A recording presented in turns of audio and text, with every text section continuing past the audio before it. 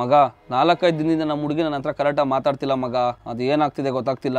ನನಗೆ ಗೊತ್ತೋ, ನೀನು ಕರೆಕ್ಟಾಗಿ ಅವಳಿಗೆ ಅಟೆನ್ಷನ್ ಕೊಡ್ತಿಲ್ಲ. You have to give attention in detail. ಇದ್ಯಾವುದು ಅಟೆನ್ಷನ್ ಸ್ಟ್ಯಾಂಡರ್ಡೀಸ್? ನಮ್ಮ PT ಸರ್ ಹೇಳ್ದಾಗೆ ಕೊಡ್ಲಿಲ್ಲ.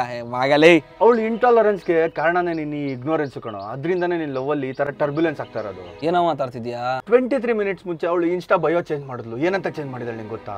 2 ದಿನಕ್ಕೆ ಒಂದೊಂದ್ಸಲ ಚೇಂಜ್ ಮಾಡ್ಕೊಂಡು ಕೂತ್ಕೊಂಡಳು. ನಂಗೆ ಅವೆಲ್ಲ ಗೊತ್ತಿಲ್ಲ. I care for the one who CARES for me ಅಂತ ಚೇಂಜ್ ಮಾಡಿದಾಳೆ ಮಗ.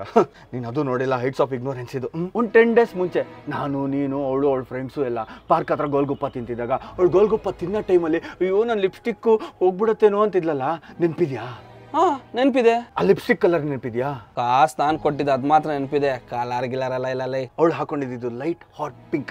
ಅದೆಲ್ಲ ಹಾಳಾಗೋಗ್ಲೋ. ಅವಳು ಹಾಕೊಂಡಿದ್ದು ಡ್ರೆಸ್ ಯಾವ್ದು? ಚೂಡಿದಾರ ನೈಟ್ ಏನೋ ಹಾಕೊಂಡಿದ್ದು ಕಣ.